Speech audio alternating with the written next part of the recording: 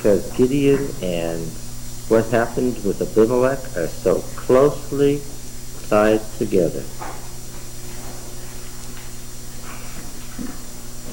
Gideon, that is what? When I say Gideon, I'm only really... There are two sets of traditions about this man, right? One set of traditions remembers him as Gideon. Another set of traditions remembers him as Jerubbaal. Okay, Jerubbaal. Now, which name is used more often? Jerubbaal, certainly. But Baal Sue. Gideon means hacker, or hewer. And I'm going to say to you, despite the narrative, which is the original name and which is the later name? Despite, I say, the narrative. In spite of the narrative, which is the original name and which is the later name? Which is the birth name? Gideon is not the birth name, despite the narrative, I said, which should have told you the whole thing. Jerubbaal is a birth name. Why? The father is a what?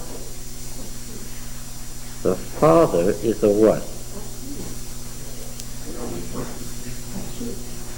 A Baal worshiper.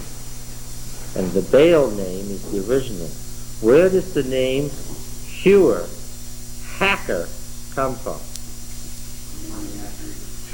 Exactly. Exactly. The name hewer or hacker is the name that he gets as a result of hewing down the Asherah. The fact that the text has become confused and got it reversed is no problem with us. The original name, Let Baal Sue, is a good Baalist name. The father isn't just any Baalist. Who is he?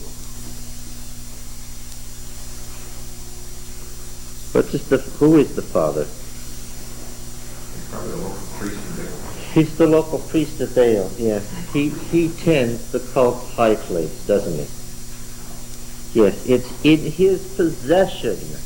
The local cult place of Baal is the father's possession. Judges 6:25. This means that Gideon and his brothers would have been, or perhaps already were, what? Priests of Baal. And so what does he do later? This tells you how early training sticks onto somebody. What does he do later? He becomes a priest of Yahweh and makes an ephod, and he tends a high place to Yahweh, which is really a Baal high place that has just been converted. Okay? Are you all with me? If you're not clear, ask the question now. Despite the text, Jerubbaal is the birth name. Gideon, hewer or hacker, is the name referring to the guy who hewed down the Asherah. Okay? This accounts for the disappearance of the name Yahweh and Gideon speaking to God, because he's not very clear about that essential quality that makes Yahweh Yahweh as opposed to Baal. Still an idea of God. Okay? Yeah. How did folks outside of Manasseh respond to Gideon's call?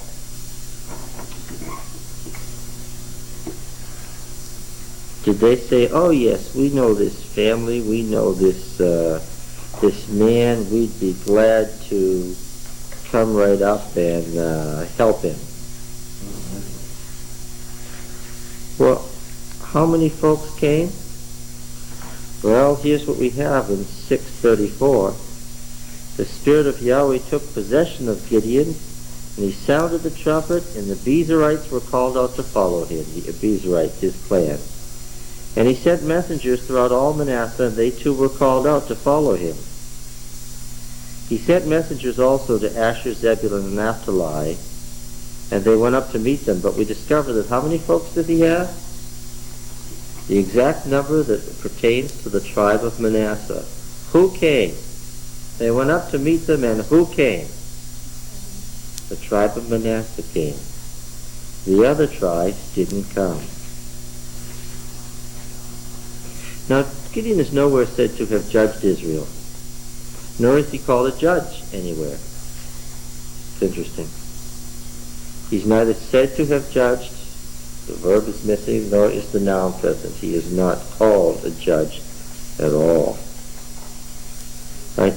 Now, what about Gideon and the various tests? What did I say about that? Let the fleece be wet. Oh, what? Yes, and what method does he use to get his sure thing?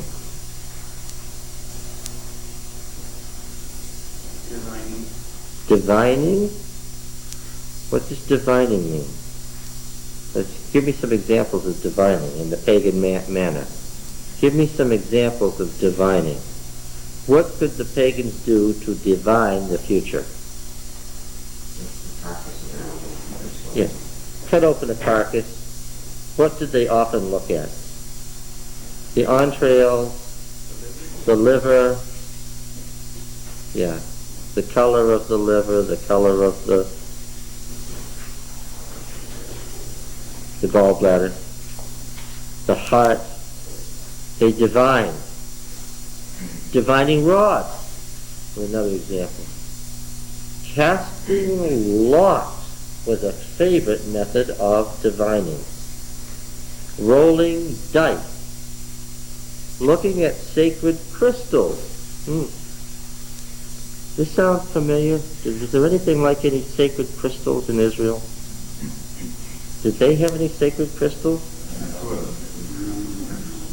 And what did you do with them? You divine. Yes. And you looked in the crystal to see if what?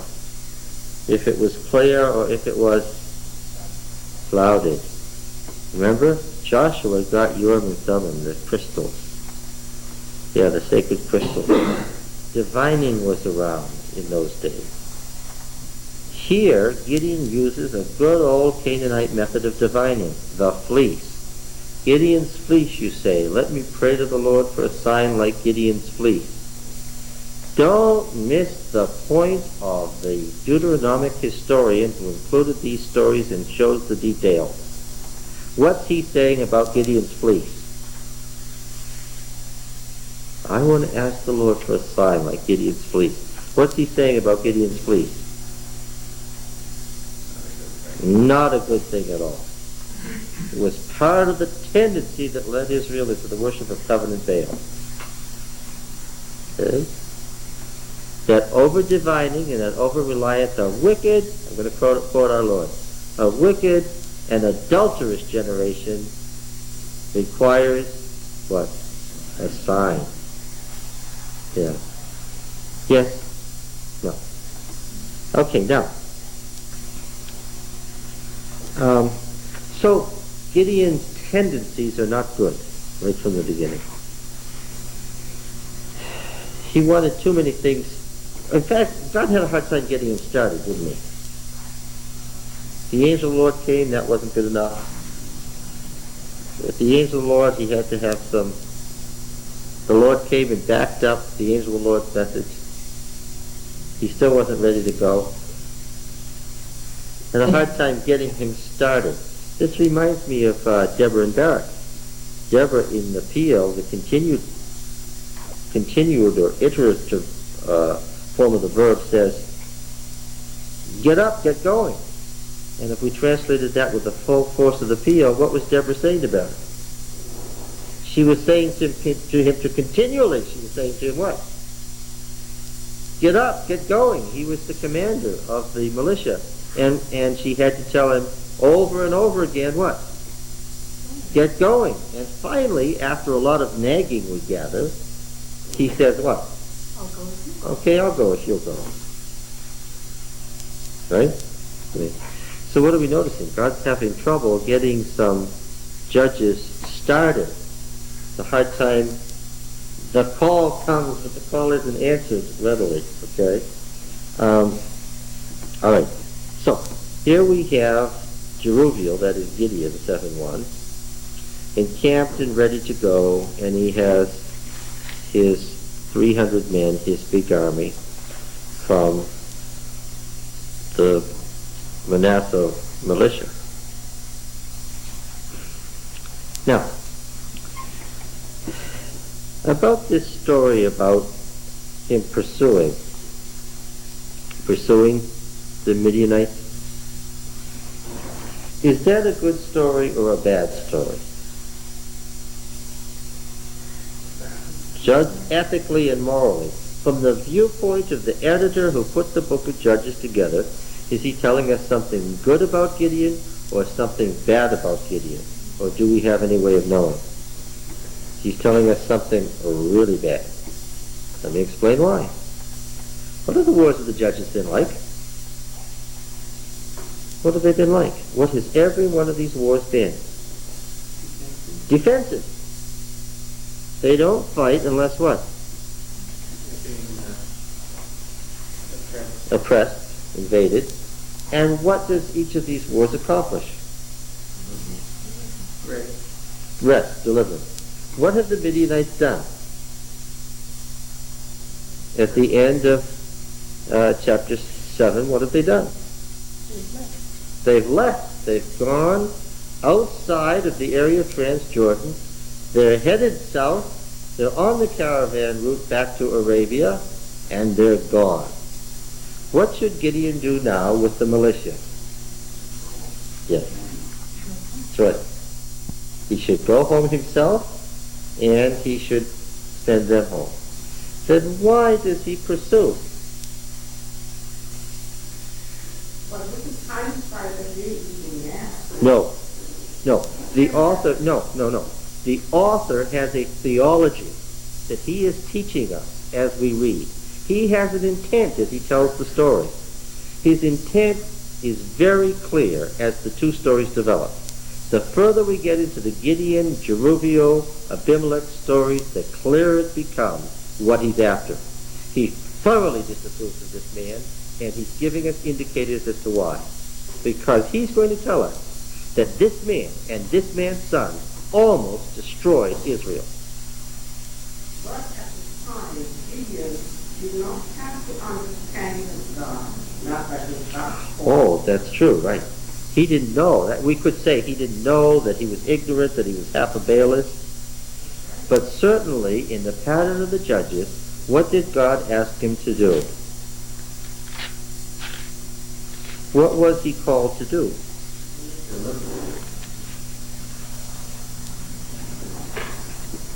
Verse 14, 6 and verse 14.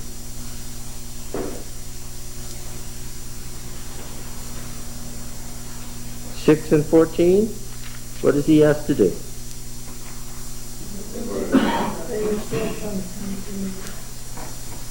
Deliver Israel from the hand of Midian. Now that's accomplished by the end of the story. Okay? Now then, what is his purpose in the pursuit where he threatens the elders of Sukkot, where he threatens the people of Penuel, and he continues the pursuit all the way to Karkar in Arabia? Friends,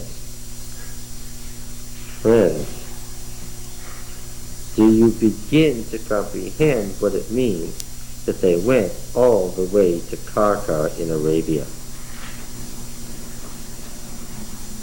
Right? I mean, we've already said that he had 300 men, that he had as many divisions as the Midianites, that he had the high ground, but what?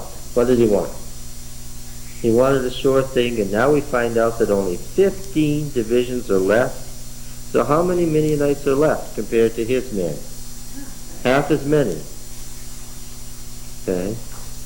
What does it mean that he's pursuing them all that way? Nothing like this ever occurred in Moses or Joshua or any of the judges of Israel. What does it tell you that he pursued them all that way? He's way out in the desert, east of the Dead Sea. What does it tell you? Is he in the path of duty?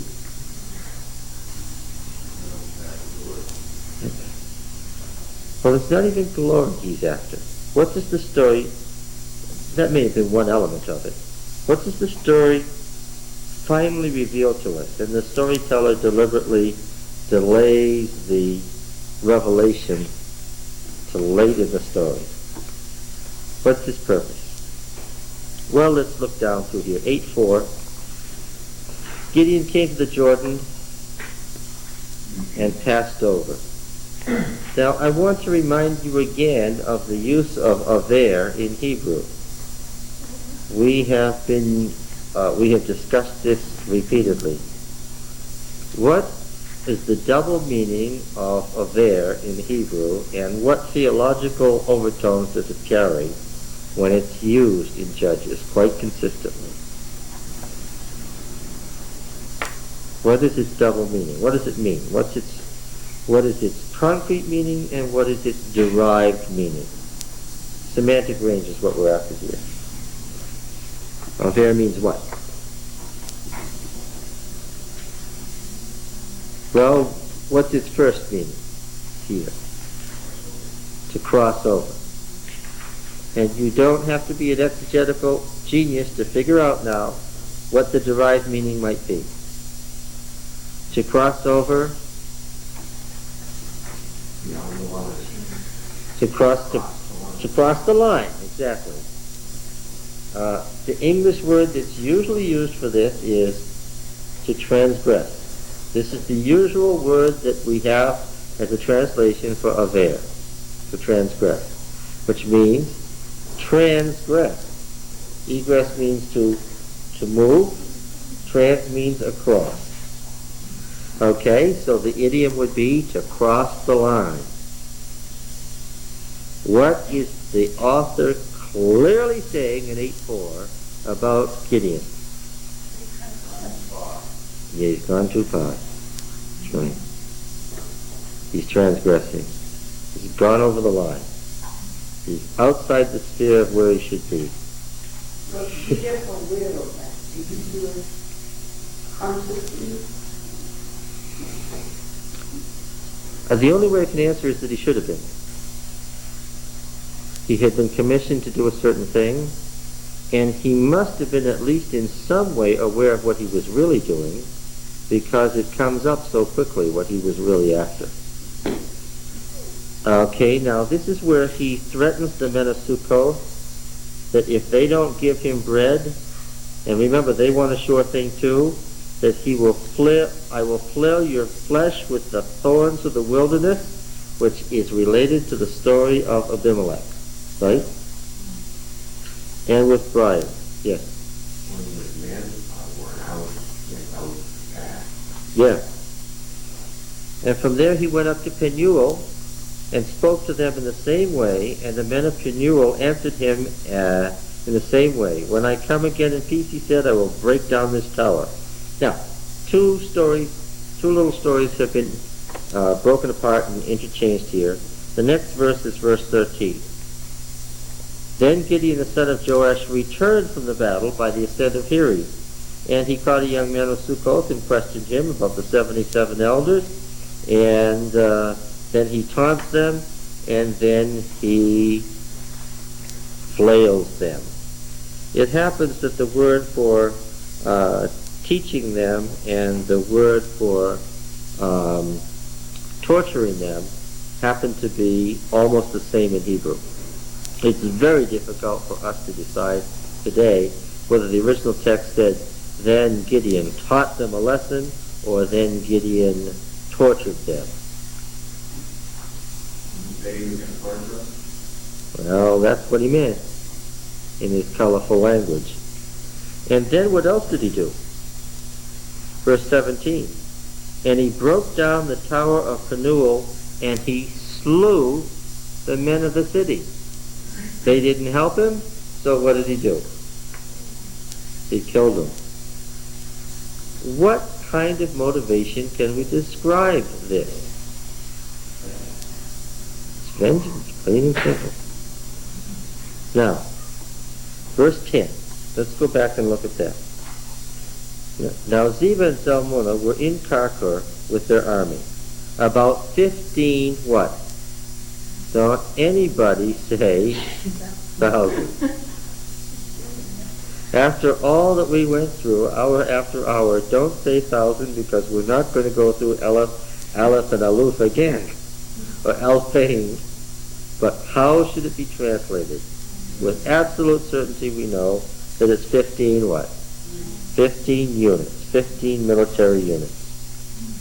And Gideon went up by the caravan route, the tent of the road of the tent dwellers, literally, east of Nobah and Jokbeha, and it says he confronted Zebah.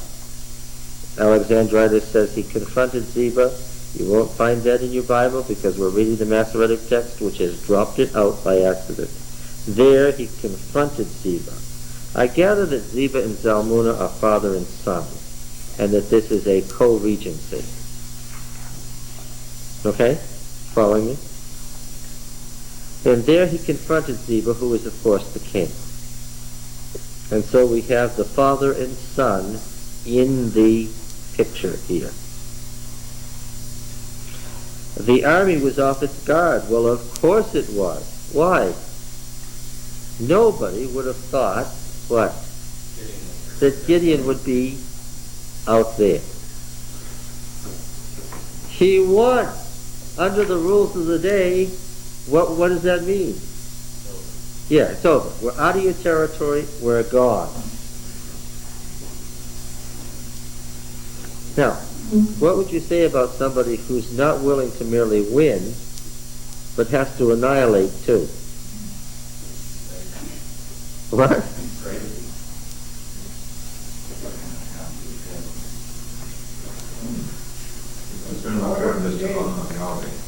What? Yeah, because we don't have a single example of somebody capturing their territory back and then pursuing into somebody else's territory to annihilate. In fact, that story of the 20 men, 10 from each side, the armies of David and Saul, is a perfect example of the way wars were more than one fought by proxy.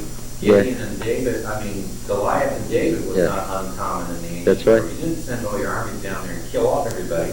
You sent down a hero, and the heroes fought, and whoever won, and that decided the thing for everybody. Yes, that's right, the Battle of Champions. Why was the Battle of Champions taken to be a useful way of settling it instead of the two armies? Because any battle is a battle between the respective gods, right?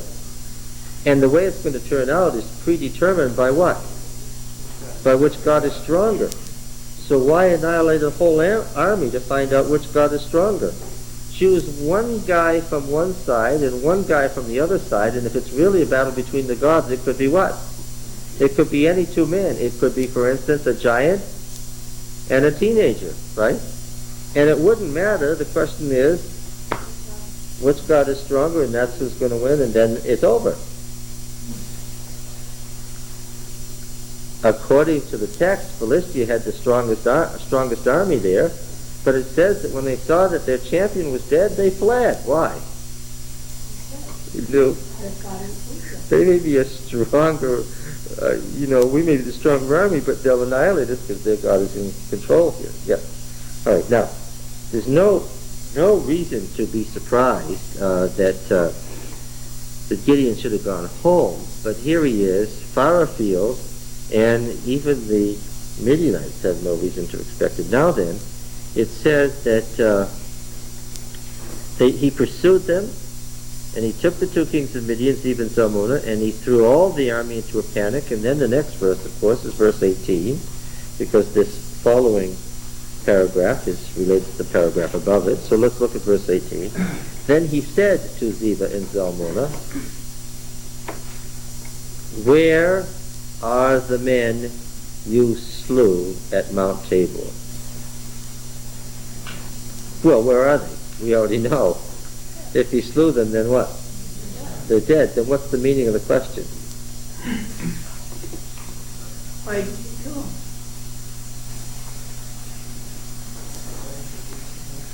This question reveals Gideon's real purpose. Remember, Gideon means hewer or hacker. What's he here for? Take their heads home. He answered, as you are, so were they, every one of them. They resembled the sons of a king. Now this business of the sons of a king is what these stories are all leading to. And he said, they were my brothers, the sons of my mother. Why does he say the sons of my mother? So you will know that he doesn't mean they were my brethren. He means what? Yes, they were my biological brothers. So now what's Gideon doing out there in the desert with the militia from Manasseh? Yeah. What? He's there for a blood feud. Now, this happened to David, right? You're going to tell the story, right? The two commanders, one the commander of the army of Israel and the other the commander of the army of Judah. And what happened? The commander of the army of Judah went and killed the commander of the army of Israel over a blood feud. And he shouldn't have, because the death was in battle, and it wasn't personal. And the whole idea was Joab should never have been chasing after him, because it wasn't personal that his brother had gotten killed in a war with Israel. But he took it personally, and he exacted personal vengeance out of a battle. What did David say? What was he quick to say? I and my kingdom are totally innocent of the blood of Abner. Had nothing to do with it. That's why Joab didn't die a natural death. That's why Solomon killed him. So what we really have here is Gideon using his victory at the hand of Yahweh and the tribal militia for what? For personal vengeance. And the fact that these two cities, Succoth and Penuel, have offended him means what? On his way back, what else? He's going to exact further personal vengeance on those cities. This is a man who was afraid to get out of the winepress. You know that kind of scared person that then you give him a little power and then he's scary? That's beginning to look like what this is here. Now, what did it tell you further? We commented on this also. That he named his firstborn Jether. What does it tell you? What was he up to? What's Jether? You surely recognize this name. Yeah, it's the same name. What is it? It's the family name of the patronymic, as we call it, of what family? Of the Mushite priesthood. It can hardly be accidental that he's named his son the patronymic name of the Mushite priesthood. What does he fully intend to do? And hadn't just intended to do it that day, because his son was old enough to be with him and to kill somebody, to carry a sword to kill somebody. What had he been intending to do? What kind of a dynasty? A priestly dynasty, yes. Exactly, a priestly dynasty. And the fact that he has named the son Jether means that he is intending to set up a counter priesthood to the Mushite priesthood of Shiloh.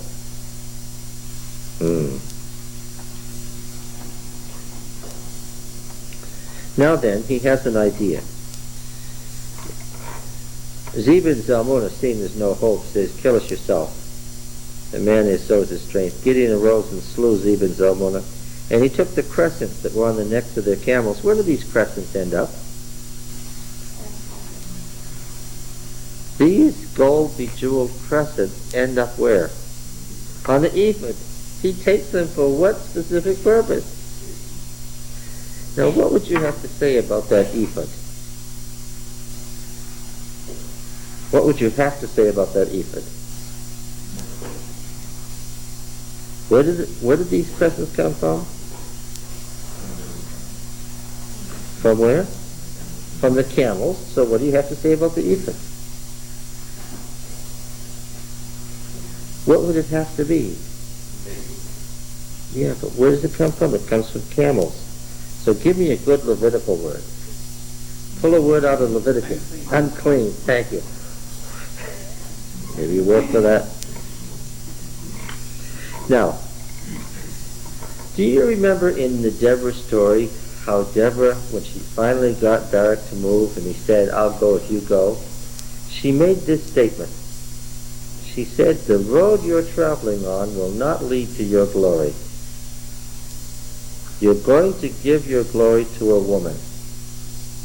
And at that point in the story, what do you have to presume? You have to presume that it's Deborah. But what you discover is that she is speaking better than she knows, that her words are prophetic of something that she doesn't know about, that she utters a prophecy without knowing it. Okay? Now then, the men of Israel said to Gideon, who are the men of Israel and when did they say it? Who are the men of Israel and when did they say it? Everybody doesn't get to be a man of Israel. Oh, you say, well, the women weren't the men of Israel. That's true. I doubt that the men of Israel did anything that the women disapproved of, because I don't think human nature has changed. But anyway, the men of Israel weren't just males. And well, you say, it wasn't the children. That's right. The men of Israel were not the children. It wasn't the children, it wasn't the women. But what else am I telling you? It wasn't all the men either. The clan leaders.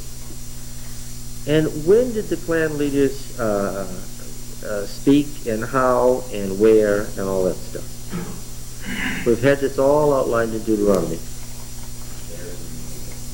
Yes. Where are they supposed to meet? Where's the clan meeting place? In Shechem. As long as Shechem stood. Now it moved away from Shechem later when Shechem wasn't there anymore. How Shechem happened to be not there anymore, we're going to discover real soon. But anyway, they met together in Shechem. And at the tribal gathering, it was an assembly where debate, a deliberative body. Israel was very egalitarian. They had no king but God, right?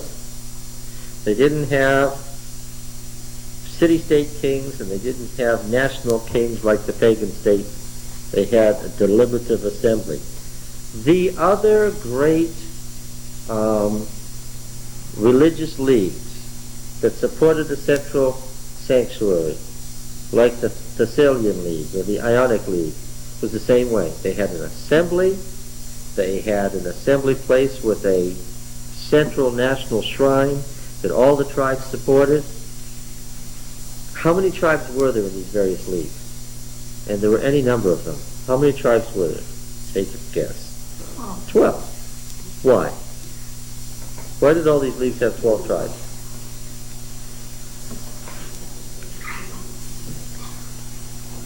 Just a miracle?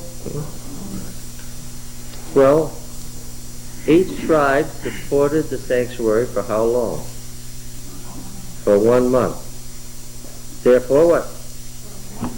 12 tribes, yes.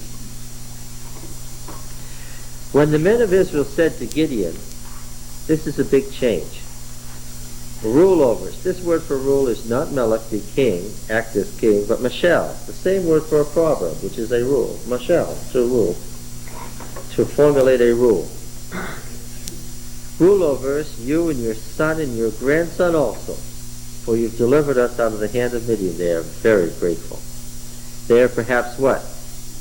Too grateful. They see somebody that's a despot, and what in this age of considerable chaos do they want? Yeah. Now, Gideon said to them, take note of what he said. I will not rule over you. My son will not rule over you. What are we thinking of? What's coming? Grandson. Okay. Doesn't say anything about the grandson. No, but what's the point? The next story is about what? His son who attempts to rule over them. Gideon said, I will not rule over you. My son will not rule over you. Gideon is speaking better than he knows. It becomes a prophecy of the history of Abimelech. Yahweh will rule over you. Gideon said to them, let me make a request of you. So he takes this occasion to turn down kingship and ask for what? The priesthood. And what's interesting is that the tribal assembly did what? They gave him the priesthood. How do you suppose that the Moshite priesthood felt about that? It's not recorded till later. We find out what they thought of that later. We can assume what they felt. Now, so he took this massive amount of gold in the crescents and the pendants and the purple garments worn by the kings of Midian and the collars that were about the necks of their camels. Gideon made an ephod of it and put it in his city in Ophrah, and all Israel prostituted itself after it. And it became a trap.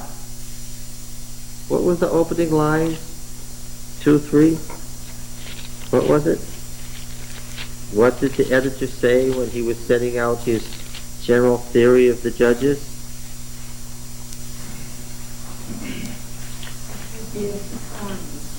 They will be your adversaries, and their gods shall become a trap to you. Same word.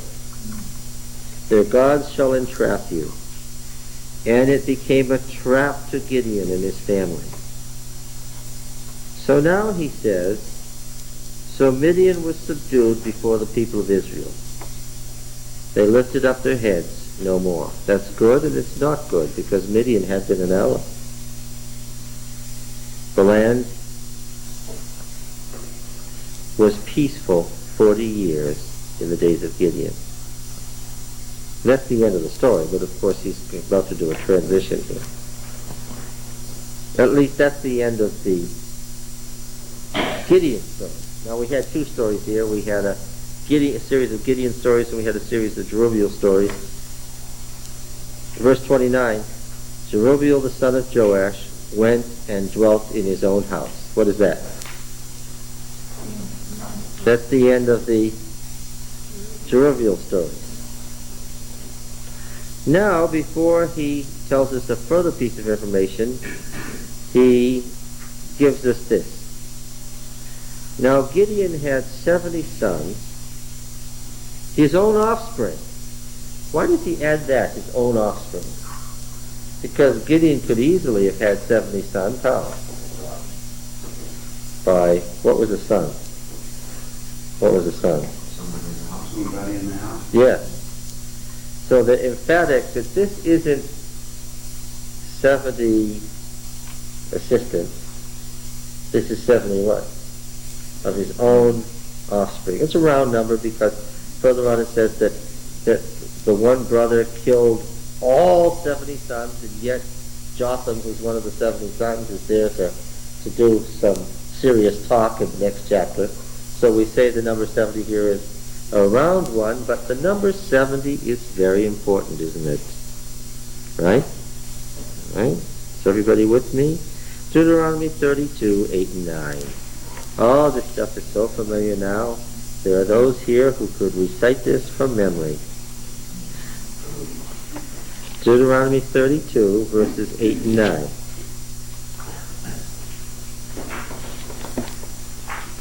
Does this look familiar, these verses? Deuteronomy 32, 8 and 9. When the Most High gave to the nations their inheritance, when he separated the sons of men He fixed the boundaries of the peoples according to the number of the sons of God. But Yahweh's portion is his people. Jacob is his own allotted inheritance. Okay? How many nations were there? Well, what determined how many nations there were according to this verse? What determined how many nations there were according to this verse? There are as many nations as there are sons of El. Okay? Genesis 10. I counted them last night. Having said for years how many nations there are, I counted them to see. 1, 2, 3, 4. How many nations are there in the world? The table of the nations, Genesis 10. How many nations are there? You don't have to count them, because you already know. See, I know because I read the Canaanite epics, I know. How many sons of El are there? In every place, there are 70 gods that form the divine council. There are 70 gods that form the divine council. There were always 70 gods. There are still 70 gods that form the divine council. So, how many nations are there according to Deuteronomy? The number of nations is the number of the sons of El. And how many is that? 70. Read Genesis 10 and you'll find all 70.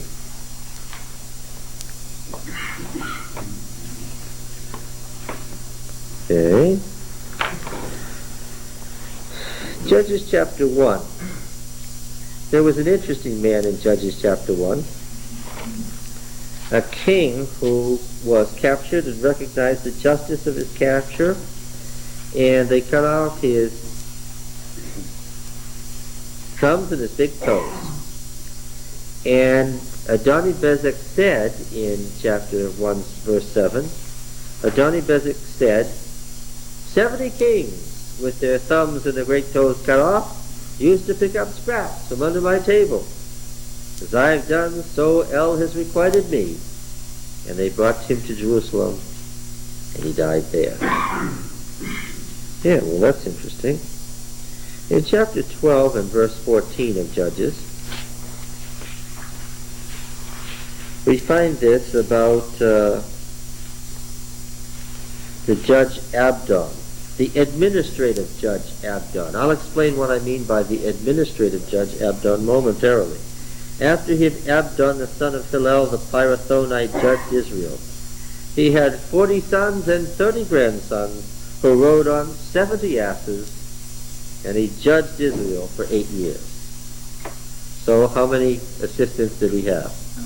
He had 70 riding on asses. Remember that the Israelite patriarchs were originally, we know this, we've known it for quite a while now. The Israelite patriarchs, so we say Abraham, that wealthy patriarch, what was he primarily? What was his original business? What was his big thing? How did he get to be that wealthy patriarch? And why was he traveling down the road? Because he was what?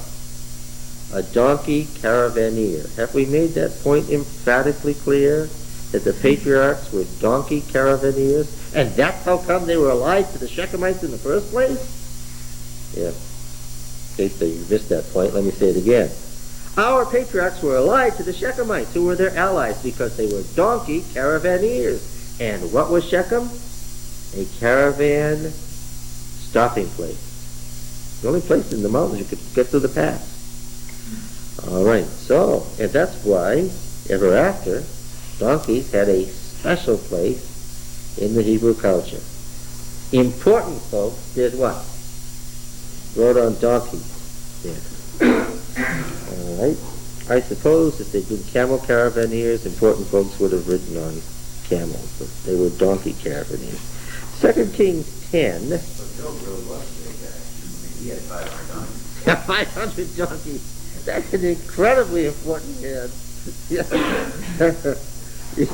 Yes. Even Solomon in all his glory wasn't arrayed like that. 2 Kings 10.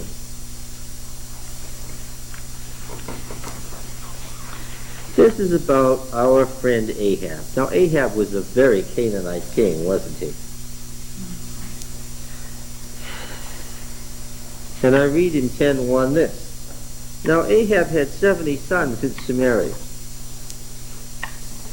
So Jehu wrote letters. Remember, this is the Aorist revolution when Jehu was getting after the house of Omri, and sent them to Samaria to the rulers of the city, the elders and the guardians of the sons of Ahab, saying, Now then, as soon as this letter comes to you, seeing your master's sons are with you, and there are with you chariots and horses, fortified cities also, and weapons, select the best and fittest of your master's sons, and set him on his father's throne, and fight for your master's house. But they were exceedingly afraid, and said, Behold, the two kings, that is the king of Israel and the king of Judah, whom Jehu has already murdered. He's murdered both the king of Israel and the king of Judah. Behold, the two kings could not stand before him.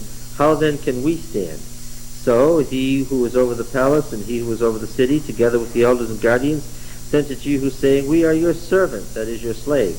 We will do all that you bid us. We will not make anyone king. Do whatever is good in your eyes. Then he wrote to them a second letter, saying, If you are on my side, and if you are ready to obey me, take the heads of your master's sons, and come to me at Jezreel tomorrow at this time. Now the king's sons, 70 persons, were with the great men of the city who were bringing them up.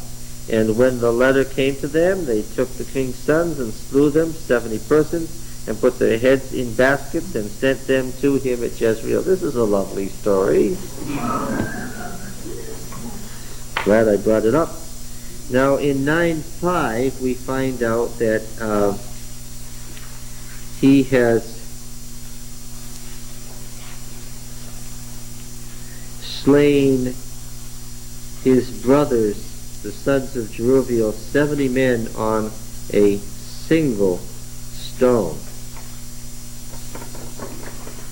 Remember that story in Saul's day? The people were so famished that they were killing the animals and eating them with the blood in it.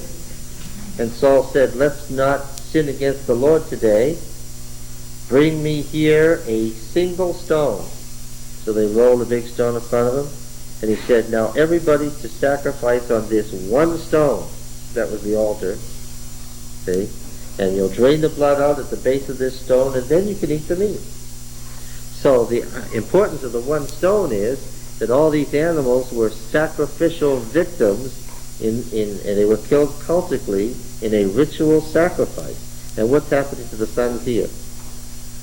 It's being killed is a ritual sacrifice in exactly the same way. And yet we find in verse 18 that Jotham is still very much alive. In Exodus 24,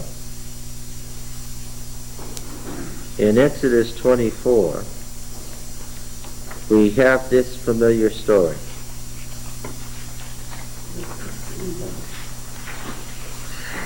The meeting of the two councils, the cosmic and the earthly reflection, or the earthly counterpart, on the cosmic mountain.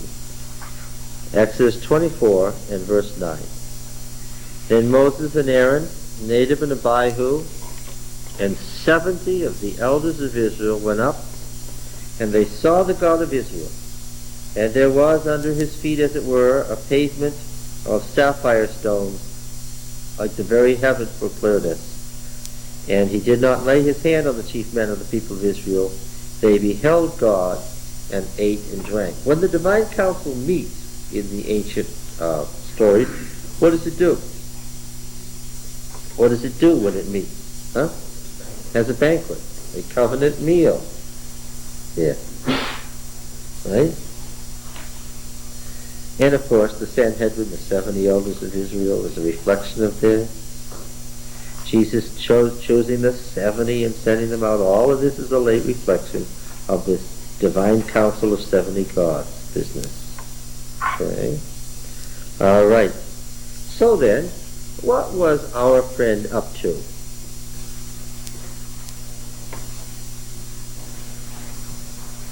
Judges 8, verse 30. What was he up to? Getting back. This was all about Gideon. What was he up to?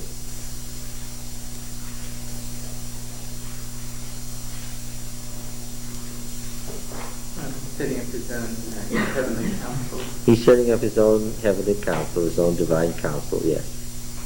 This is the earthly revelation of the heavenly council.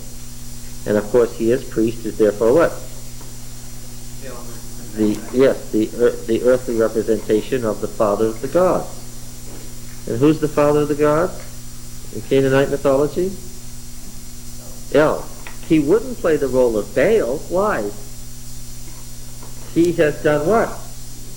He's cut down the Asherah, torn down Baal's altar. He's not playing the role of Baal. He's playing the role of Yahweh that he equates with El. Right? Good Yahwist. Or he's sort of a good Yahwist. All right? He started on this project a long time. Yes. He was the son of a priest, of a Baal priest. And you can see where he was headed long before this. Because you don't make 70 sons overnight, and you don't have a son named Jethro by the time you catch the Midianites, by accident. By the time he was there with Zebah and Zalmunna, he already had a son old enough to kill him, named Jethro. So I would say that while our friend appeared to be very much the scared wimp, I suppose he was scared after all. From the Zebah and Zalmunna story, we found out that what's happened. His brothers, what? Have been killed by the Midianites, leaving him the sole heir to this father's priesthood and cult place. Must have been a shock when he became a Yahwist instead of a Baalist. But anyway.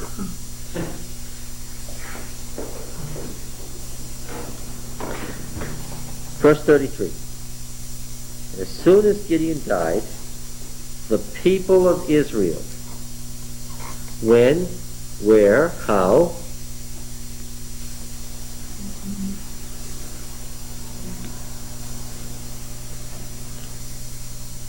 turned and played the harlot after the Baalim, they made covenant Baal their god. When did the people of Israel do this? Where? How? What would the site of the place be? Shechem. Again, where did the people of Israel meet? They met at Shechem. Now, as long as Gideon was alive, who would be calling the shots? Well, the council wouldn't be making these decisions. Who would be calling the shots? The judge. But as soon as he was dead, the council decided what? What we should worship isn't the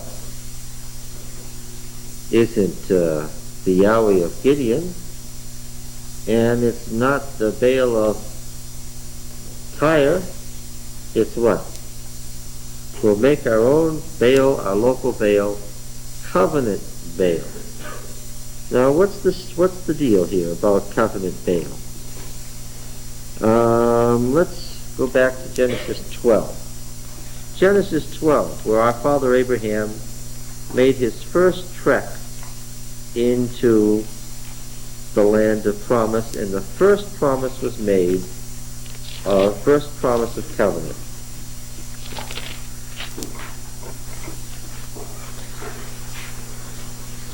Now Yahweh said to Abram, go from your country and your kindred and your father's house to the land that I will show you.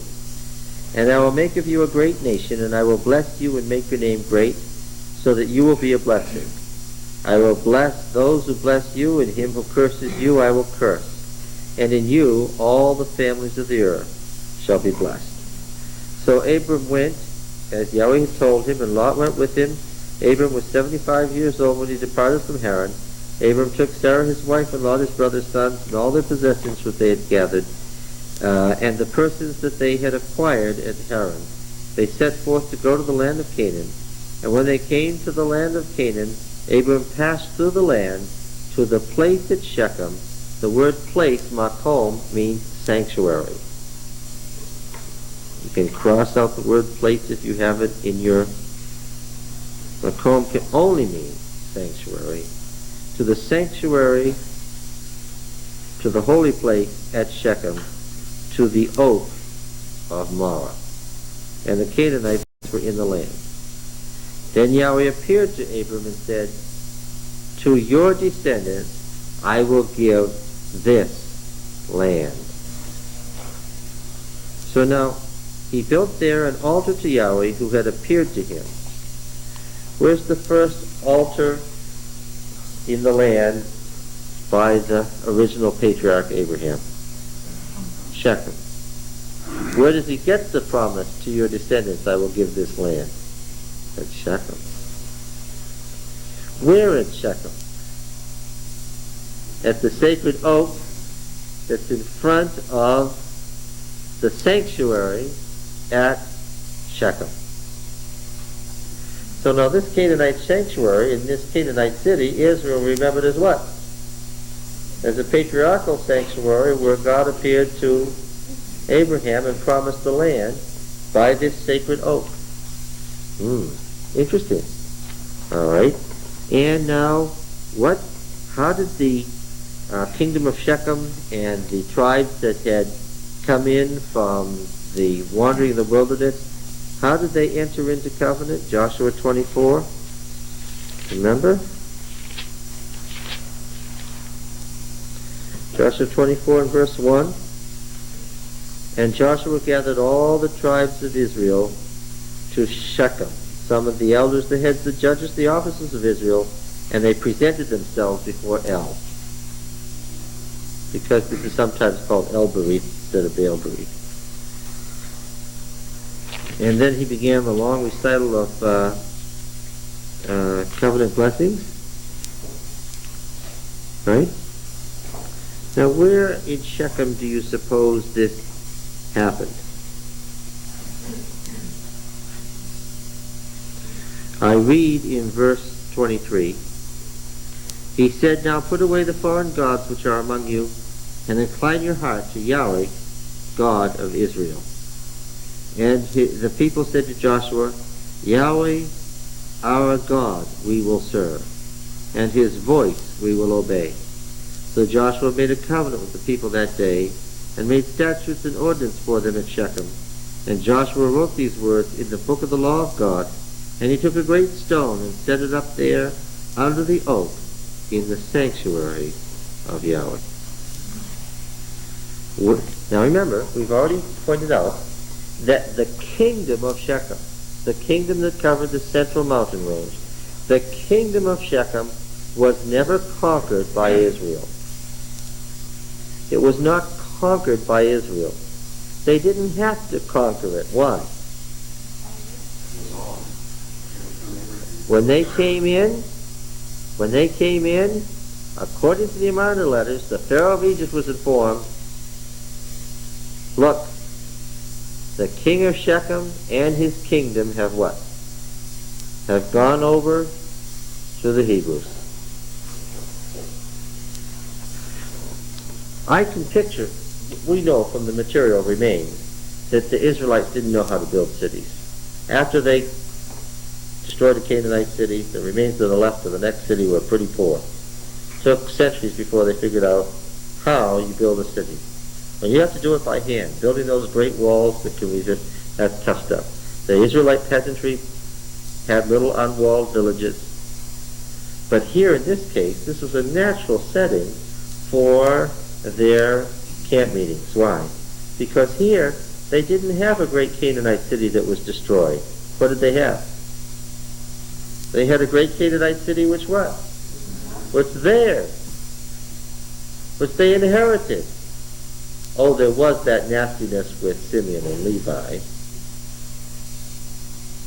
Do you remember what I'm referring to? In there in Genesis, what chapter is that? 30-something. 32.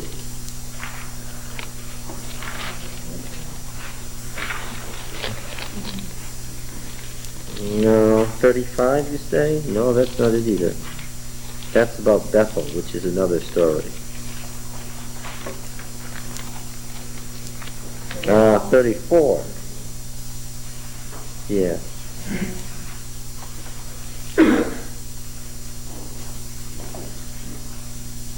Remember who these people are? What is this There's this man Hamor and his son Shechem. Well, we know that the son's name being Shechem is interesting because Shechem is not the name of a person, but what? Of a city. And it's also interesting that the father's name, Hamor, what does that mean? Donkey. And by extension, donkey caravaneer. This is where the donkey caravans met. A natural place for Abraham to be. And what did these caravaneers do when they met? This is a city where the city name is the son and the father's name is donkey or ass. What does it tell you about the city? The city that was created by what? Trade. The donkey trade, yeah. And what did these donkey caravaneers do? They made deals. And when we say deal, they said what? What word did they use? We say they made deals. They said what? Covenant. Yeah. This is the covenant city par excellence. That's where Israel and the kingdom of Shechem entered into covenants in Joshua 24. Yes, this is where covenants were made. Yeah. And what's bad about Genesis 34 is that a deal was made that Shechem could marry Dinah. And after the deal was made, they had to circumcise themselves to enter into the covenant. And when they did that, which entered them into the covenant, then Simeon and Levi did what? Murdered them. Which made Jacob somewhat unhappy. Wouldn't it make you unhappy? Now then, getting back. As soon as Gideon died, the people of Israel turned again and played the harlot after the Baals and made, literally, the Lord of the covenant, Baal Berith. The Lord of the covenant, Baal being not a name but a title, remember, right? Lord, you with me? In the sense of master, Baal Berith, Lord of the covenant, in other words, covenant Baal, their God.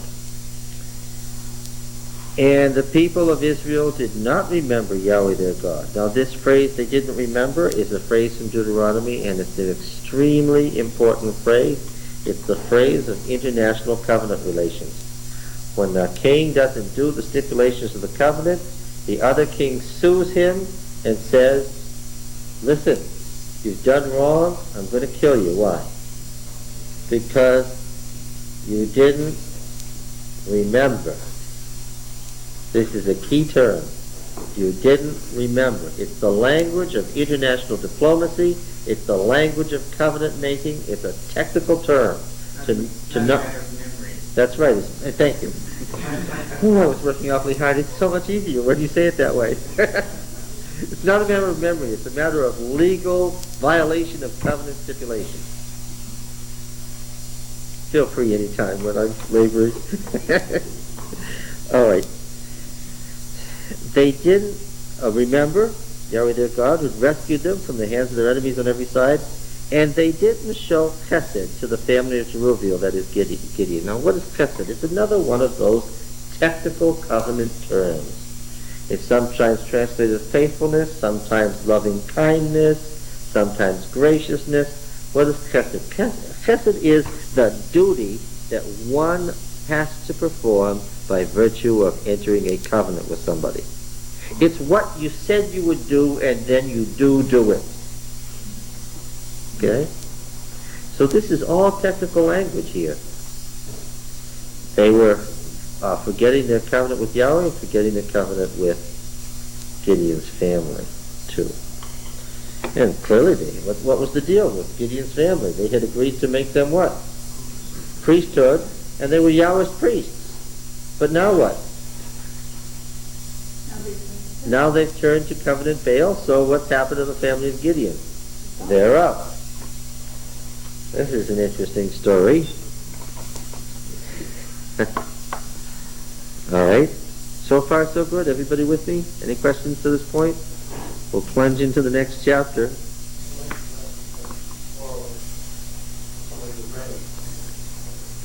That's a very good question, Joseph. How much of it was oral? There were oral contracts. But in most cases, especially in a city setting like this, a covenant was what? Yes. Things were held. Documents were written. Legal stipulations were entered into. Like when Judah went with the harlot. Yeah, he left the staff and the robe, something. He left tokens to agree to come back and do certain things. Yeah, to enter into the contract. Now, we've already been introduced, 9:1. Abimelech, the son of Jerubbaal, went to Shechem. We've already been introduced to this man at the end of the preceding stories because the stories are tied together. Let's read verse 8:29. Jerubbaal, the son of Joash, went and dwelt in his own house, which was the end of the Jerubbaal story. But then he elaborates on what it means he went and dwelt in his own house. Gideon had 70 sons, his own offspring, for he had many wives. And his concubine, who was in Shechem, also bore him a son, and he called his name Abimelech, which means what? My father is king. Now, since Gideon has proved to be a rather rigid Yahwist, what does he mean by that? Not God, but don't say God, that's El. Yahweh. He's referring to Yahweh. Again, verse 23. Gideon said to them, I will not rule over you, and my son will not rule over you. Yahweh will rule over you. So when he names him Abimelech, my father is king, he means Yahweh. Okay. Now, by the way, when it says he called his name Abimelech, it's an idiom that's used several times in the Hebrew Bible, meaning he renamed him.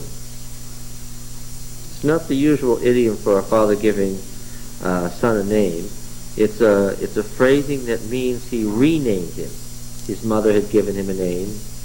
Apparently it was a pagan name.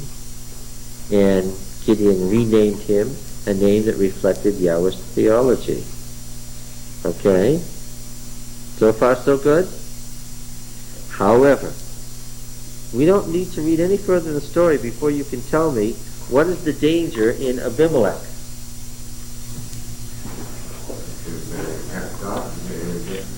No. Father is king, I would be king too. Yeah, he could exegete that name to be what? Not Yahweh is king, but what? His biological father is king, and therefore I have a right to what? Yeah. Now Abimelech the son of Jerubbaal went to Shechem, to his mother's kinsmen, and said to them and to the whole clan of his mother's family. Kinsmen here is the word for uncles. So literally to his uncles.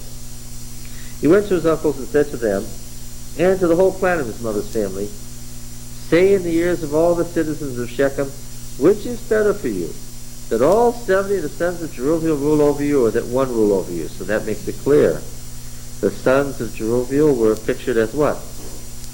As a council that was a ruling body. Did you get it? They're a ruling body. Yeah. Remember also that I am your bone and your flesh. Good covenant talk. His mother's kinsmen spoke all these words on his behalf in the ears of all the men of Shechem. Now, who are the men of Shechem? Whom? The elders, yes. Remember, it doesn't mean every man in the city, because every man in the city wasn't the men of the city. And what did you have to do, among other things? What were some of the requirements to be a man of the city? To get the title. What did you have to be? Successful in business. What indicated you were successful? Huh? You had to own property. You absolutely had to own property. Donkeys, yes. If you didn't own property, then by definition you weren't a man, you were a what? You were a servant. Servants don't vote. Yes. It actually says that Baal of Shechem. The Baalim. Baalim is a word that is used, a dozen times in the Old Testament to mean the ruling council of the city. It's a title. After all, Baal just means what? Or Lord. Well, master was a good idea because it means those who have what? Yes, ownership. The Baal of a woman is what? Her husband. There's several texts that say that. Okay. And the Baal of a slave is what? His master, and so forth. So Baalim is those who are lords who have property, who own. Yes. All right. So he said to the men of Shechem, the Baalim of Shechem, and their hearts inclined to follow Abimelech, for they said, he is our brother. Yeah, he's our brother. And this is also covenant language. Doesn't necessarily mean anything about blood relationship, right? Why does the king of Egypt know that the king of Hathi is not going to attack him below the Litani River? Because he's made a covenant in which they have each said what? And they said at the beginning what? I am your brother. And each king says to the other, I am your brother. And when the two emperors address each other in correspondence, which they frequently did, how did they address each other? To my dear brother, Hattusilus, because after the covenant he is what? He is my brother. Covenant language. He is our brother. This is recognition of you. And they gave him 70 pieces of silver out of the house of covenant Baal, with which Abimelech hired empty and reckless fellows. What? Okay, worthless. Yeah, it literally means empty, but if it's empty, it's what?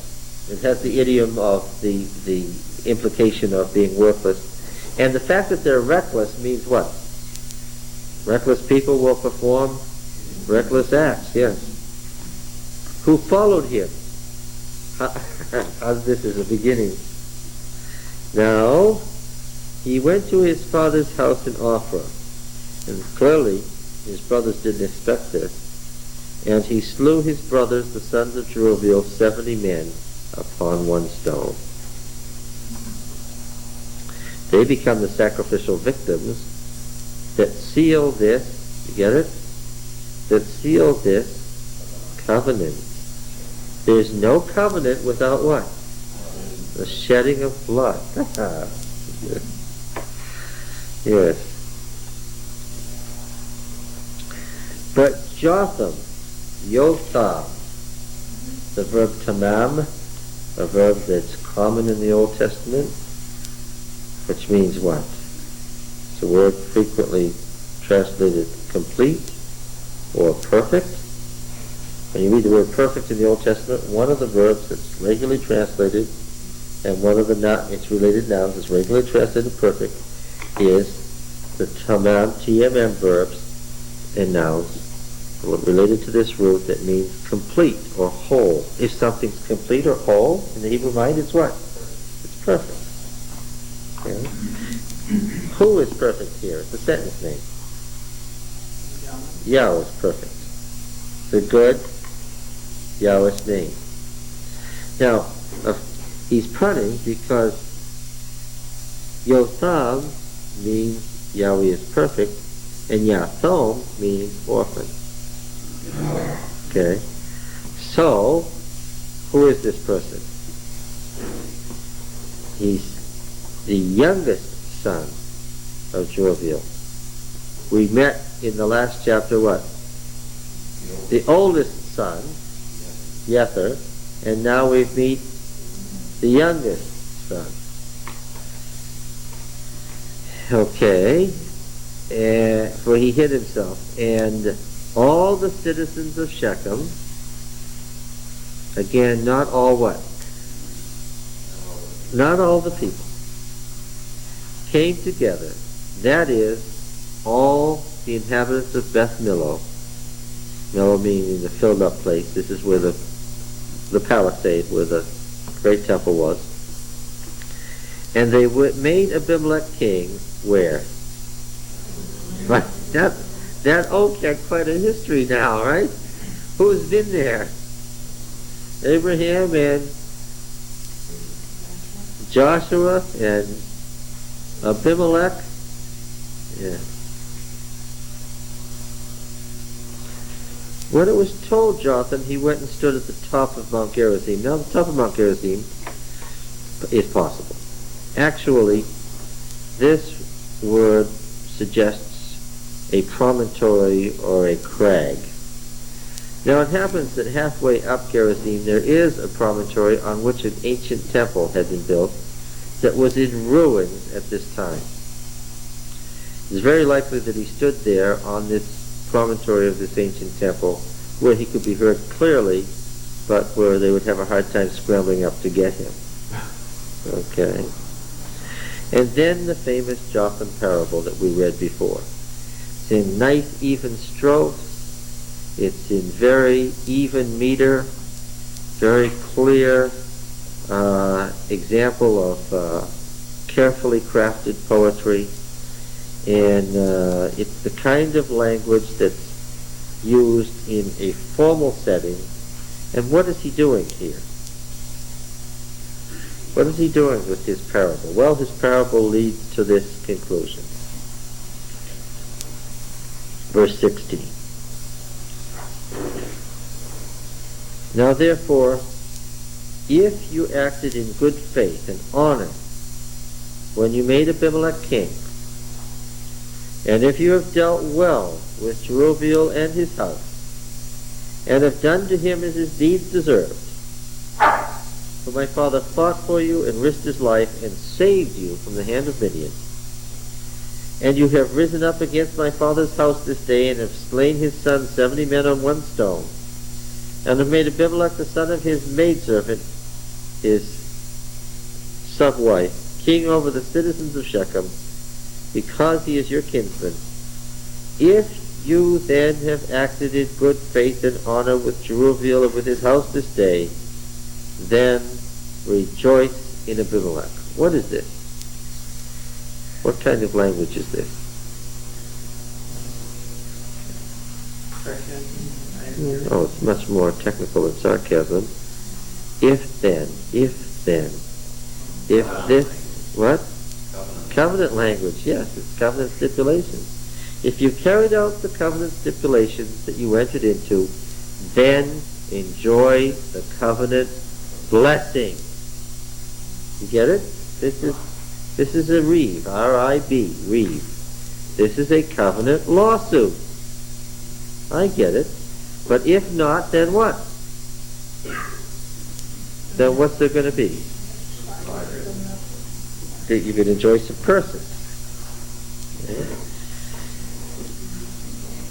And let him also rejoice in you. But if not, then. If then.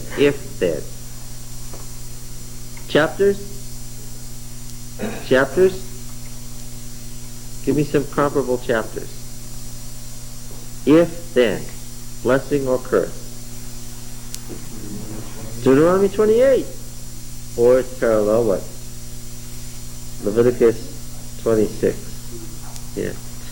But if not, let fire come out from Abimelech and devour the citizens of Shechem. Now, of course, once again, we find this pattern of someone speaking better than they know. Does he mean a literal fire? Huh? No, he's talking in the language of covenant terminology. Let a fire consume you. Of course, the author is going to tell us that the irony is what? So the fire is going to come from Abimelech and consume them. Yes. And devour the citizens of Shechem and Beth Millo, and let fire come out from the citizens of Shechem, even Beth Millo, and devour Abimelech. And Jotham ran away and fled, and went away to Beer the well, and dwelt there, for fear of Abimelech his brother. Having issued the blessing of the curse, he then withdraws. Now then, Abimelech ruled over Israel 3 years. And God sent an evil spirit between Abimelech and the men of Shechem, and the men of Shechem dealt treacherously with Abimelech, that the violence done to the 70 sons of Jerubbaal might come, and their blood be laid on Abimelech their brother, who slew them, and upon the men of Shechem, who strengthened his hand to slay his brothers. And the men of Shechem put men in ambush against him on the mountaintops, and they robbed all who passed by them along the way. And it was told Abimelech. All right. Now, there is an interruption here, as we've so often seen. Now Jael the son of Ebed moved into Shechem. What do you recognize? What kinds of words are those? Yes, that's a... What words do we always say those kinds of words are? Once upon a time.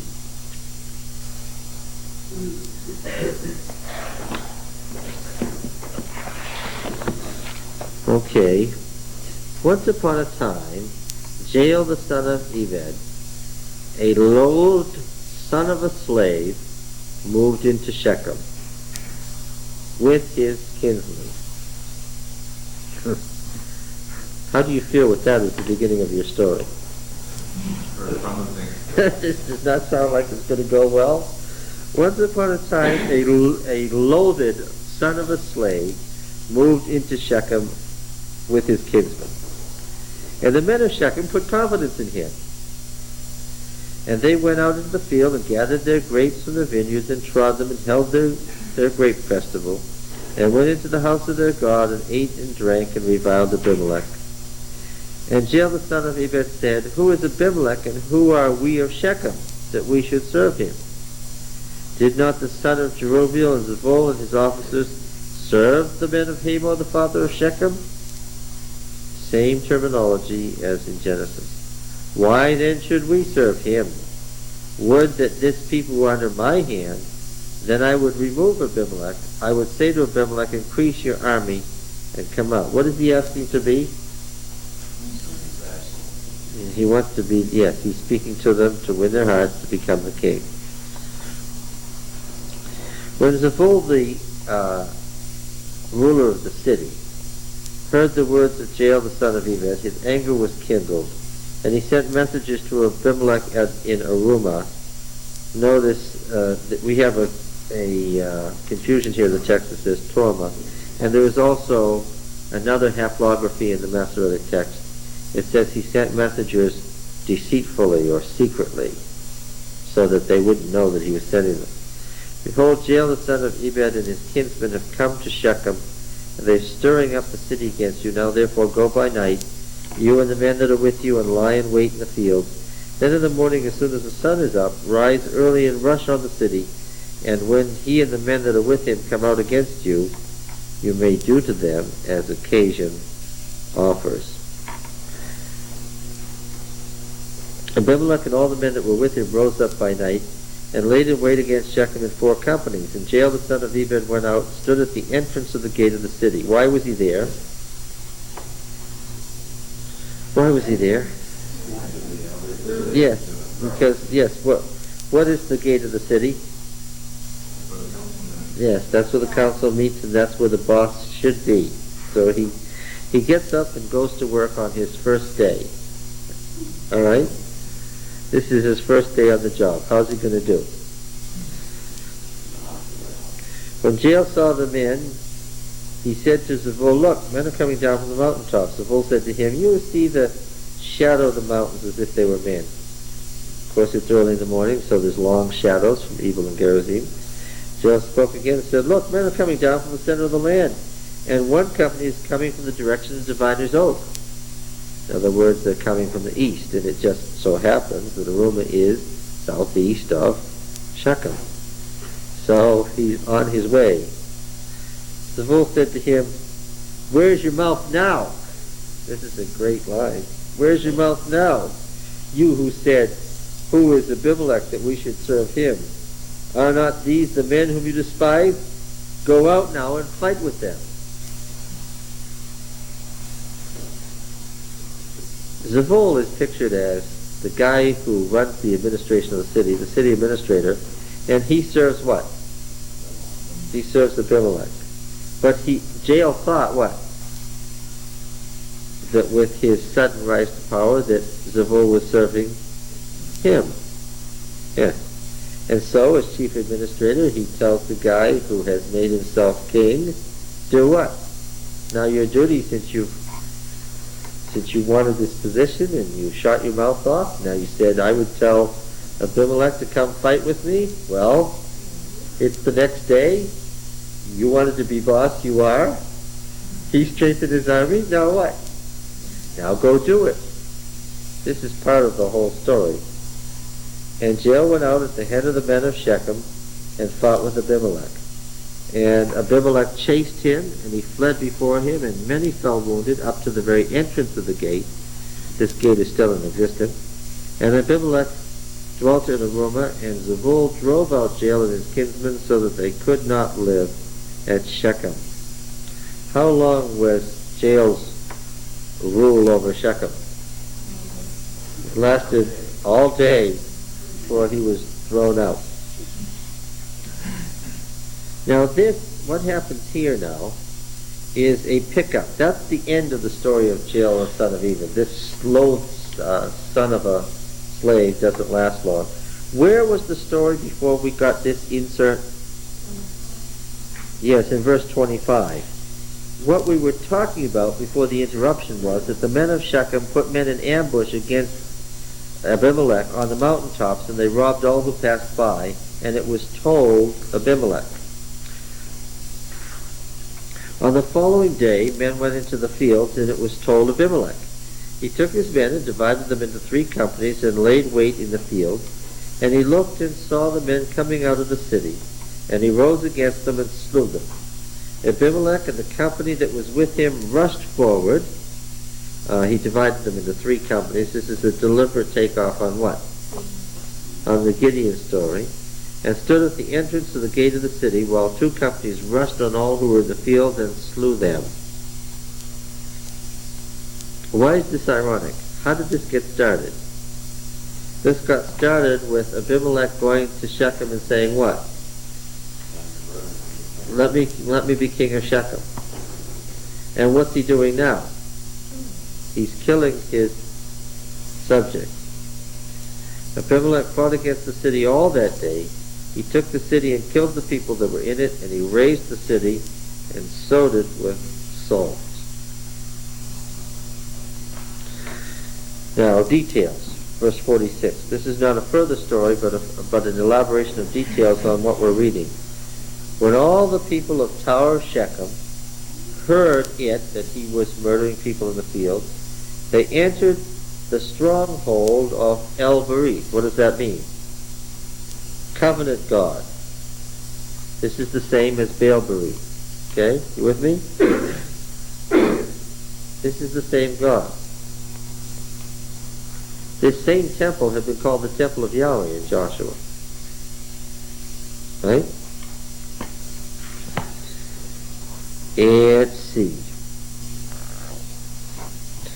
Abimelech was told that all the people of Tower of Shechem had gathered together. Abimelech went up to Mount Zalmon, he and his men who were with him, Mount Zalmon being another name for Gerizim. Alright? Just another name for Gerizim. And he and all the men that were with him, and Abimelech took an axe in his hand, cut down a bundle of brushwood and took it and laid it on his shoulder, and he said to the men that were with him, "What you have seen me do, make haste to do as I have done." So every one of the people cut down his bundle, and following Abimelech, put it against the stronghold, and they set the stronghold on fire over them, so that all the people of the Tower of Shechem died, about 1,000 men and women. Well, what do you think about Abimelech? Nice guy. Does he show any of the characteristics of his father? Oh yeah, now we see that some of those characteristics of the father were foreshadowing of the son. Okay. Why was God to Oh, I think we've discussed that a couple of times. Why would God choose Gideon? If that's the rule. When Yahweh confronted him, he became what? The Yahweh. He did change, didn't he? At least to a certain extent, surely. Yes. Okay, now, I'm going to make a comment. Listen carefully.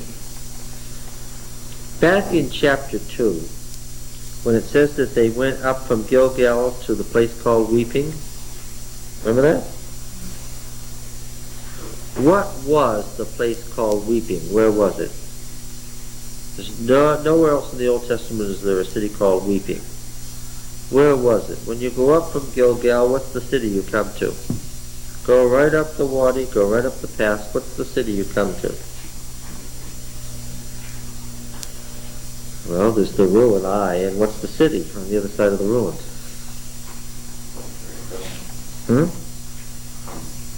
From Gilgal in the valley, you go up the wadi. What's the city you come to at the top of the mountain? What? He's looking in his atlas. What a wise man.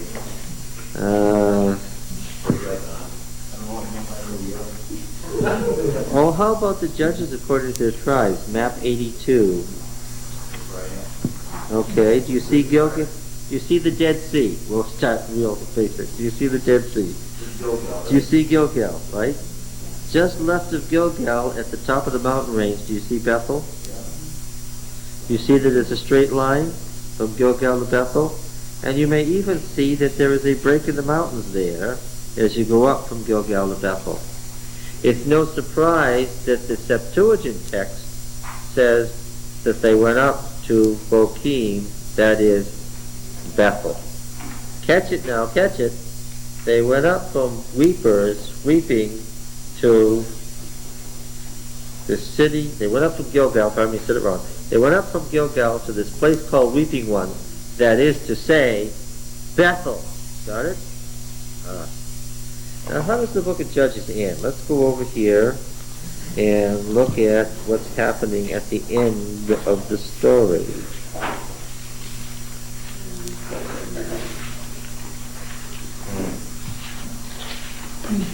Verse 2. Where are we? 21:2. How about 17 and 18? What's going on there? Micah the Ephraimite gets a priest. He hires this Levite, and who takes this Levite away? Two stories are told about Levites. The Danites take him away. And where do they take him to? Up north. To where?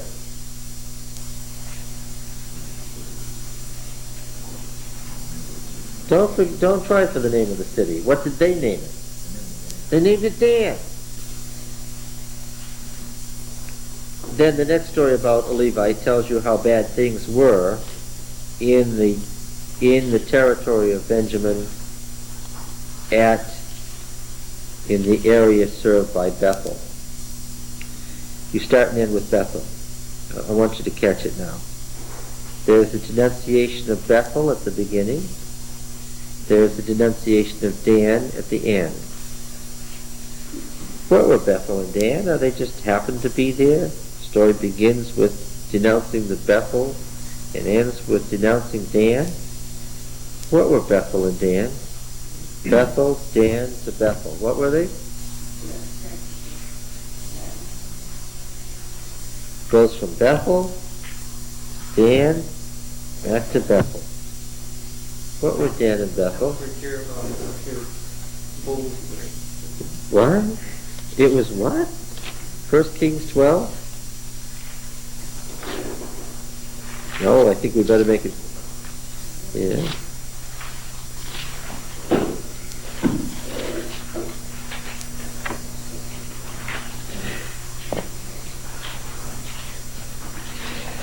First Kings 12 and verse 25. We've read this chapter many a time, and we'll have occasion to read it again. And again. Then Jeroboam rebuilt Shechem in the hill country of Ephraim, and dwelt there. And he went out and built Penuel. Shechem, Penuel. We have. Every time we've read these before, we've ignored this part of the story because we were interested in rushing on to Dan and Bethel. But we didn't know yet, yes, and that Penuel had been destroyed by Gideon. Yes. See? Because this is part of the Deuteronomic history, and of course, this part is significant too, but we didn't know it yet, but now we do. Then Jeroboam rebuilt Shechem in the hill country of Ephraim, and dwelt there. What does the word to dwell, when you're talking about a king, mean? It doesn't mean he lived there, although he probably did that too. He reigned from there. That's right. Yeshav, the king, is sitting at Shechem, means what? That's right. That's where he sets his court. That is where his authority is from. Jeroboam rebuilt Shechem in the hill country of Ephraim, and he reigned from there.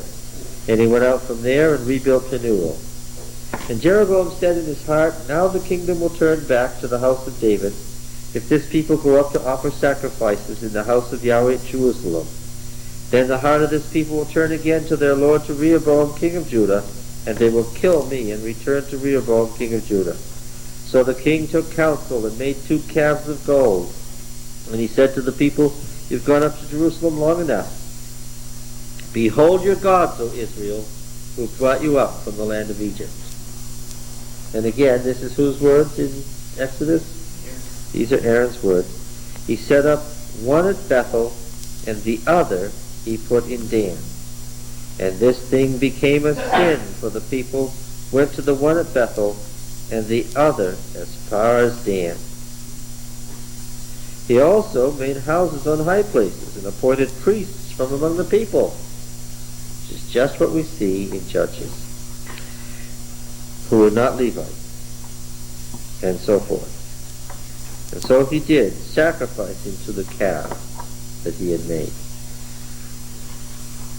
Judges begins with the denunciation of Bethel, goes all the way to the end to a denunciation of Dan, follows up by a chapter further denouncing Bethel. Halfway between, exactly halfway between in the Hebrew Bible. I mean, if you count the pages and the verses, exactly halfway between these 2 endpoints lies what story? The story of Abimelech. Yes. It's Bethel, Shechem, Dan, and Bethel.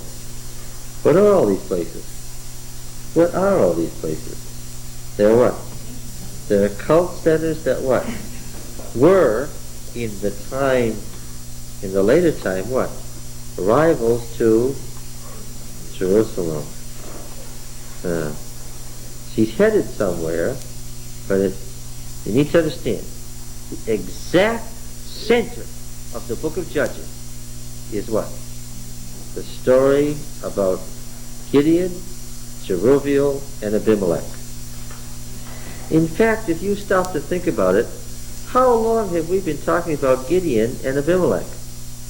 As far as space goes, how long did we talk about Othniel? We talked about Othniel this long. And how long did we talk about Shamgar, who killed 600 Philistines? We talked about him this long. How long did we talk about Ehud, who delivered Israel from Moab? We talked about him this long. How long have we been talking about Gideon and his sons? We've been talking about them this long. Is this accidental? Let's remember again. Nothing that is included by accident.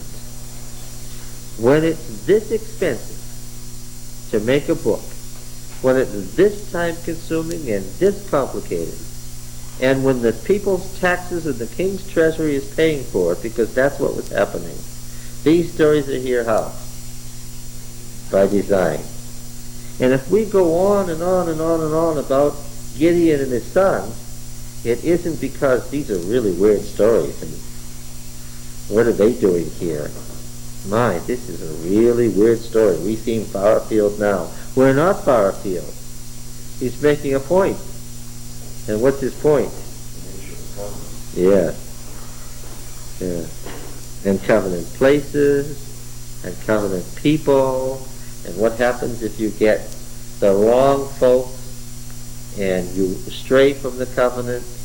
And let us remember, what was King Josiah even then engaged in as these books were being put into their final form? What was he busy doing? Taking over what? What area was he taking over? What had been the northern kingdom? And what was he doing to Shechem and Penuel and Bethel and Dan? What was he doing? Destroying the cult places. Now, if you might wonder, why is King Josiah destroying these old cult places where the patriarchs were? Shechem and Penuel and Bethel, all these good ancient sites. In case you have any questions, then what? If you think that King Josiah should leave Shechem alone and leave Bethel alone and leave Dan alone and Penuel, then we have a story to tell you. Right? And by the time he's done with the book of Judges, what would folks say about Josiah's destruction of Bethel or Shechem? Oh, sure. That makes sense. We don't want to mess with that kind of a mess again. You get it? Yeah, now, getting back. We're not done with Abimelech. I'm going to ask a general question that's not phrased with any theological sophistication. Do people get it in these stories? That was your question earlier. Do people get it? What's the overall impression that you gain from reading these stories? People just don't get it, right? Gideon is the closest thing we have to a Yahwist priest, and what do you feel about him? He doesn't get it, does he? This is not Moses, even though he is trying to play the role of Moses. Makes an ephod, 70 elders, right? Has a cult plate, tries to replace the Mushite priesthood with his own family dynasty. He's trying to be Moses, but in the words of the senator, what? In the words of the senator, what? You're no Moses.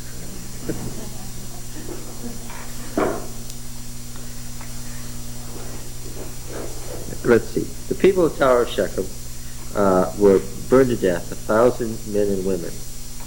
Now, at this point, Abimelech is a loose cannon, right? Would you say that he's now out of control?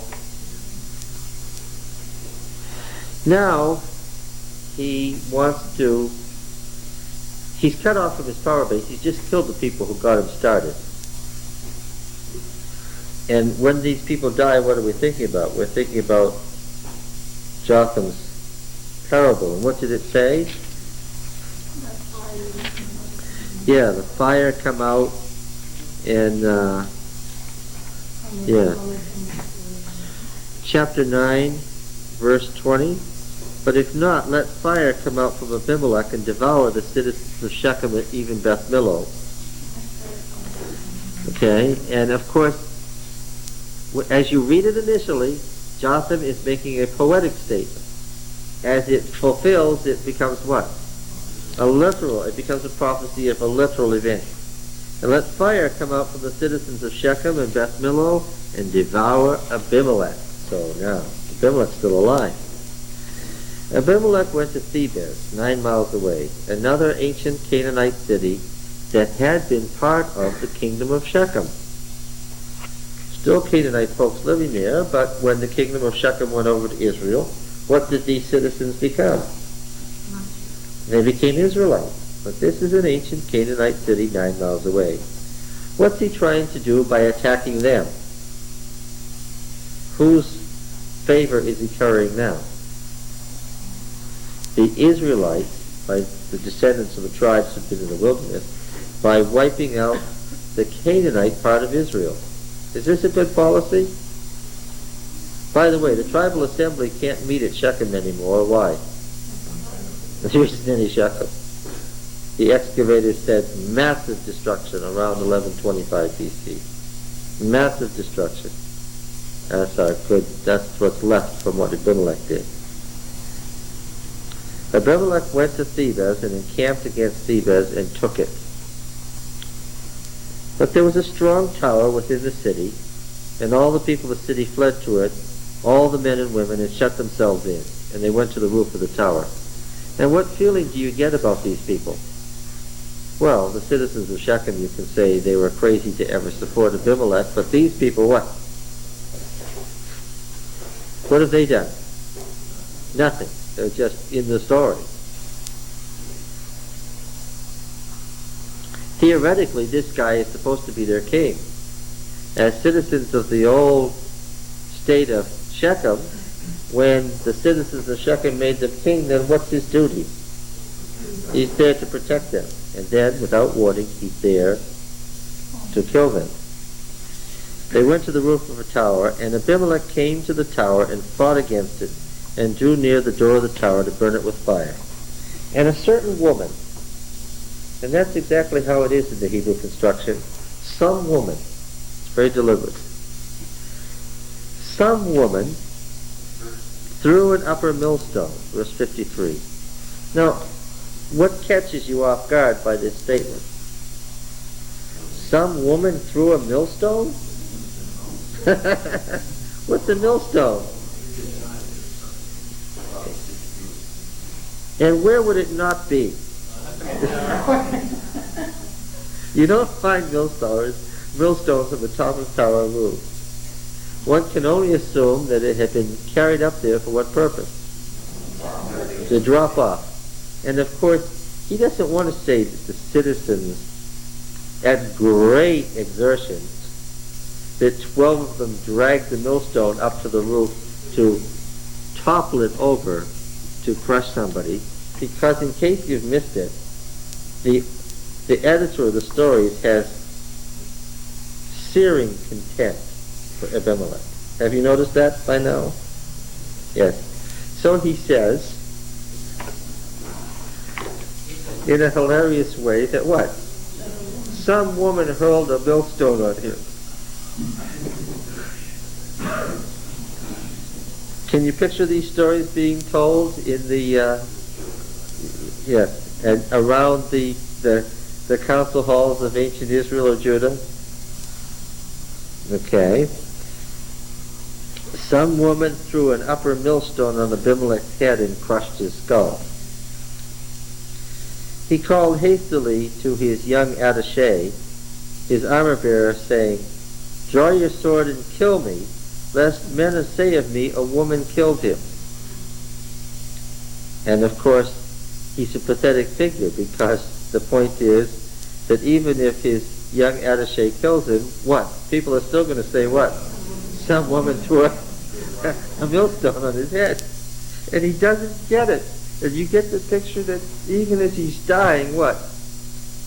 He doesn't get it. His young man thrust him through, and so he died. Yes, indeed. Now get this. When the men of Israel saw that Abimelech was dead, everybody went home. That's how it reads. When they saw he was dead, everybody went home. How deep was his kingship and his royal house? Yeah. Yes, that's right. His approval rating was very low. Yeah. What was it that Gideon had said to the Senate of Israel? I will not rule over you. My son will not rule over you. Yahweh will rule over you. And what's this story about? So Abimelech, there arose to save Israel. What does that mean? In this mess, what? Had this mess continued, what? Yes. Israel was lost. After Abimelech, there arose to save Israel Tola, the son of Puah, the son of Dodo, a man from Issachar. And he lived at Shamir in the hill country of Ephraim, which is right in the center of the Israelite coalition. He was from Issachar in the Jezreel Valley, but he didn't stay up north. Where did he go? He went to the center of the country. And what did he do? He judged Israel for 23 years. What does that tell you?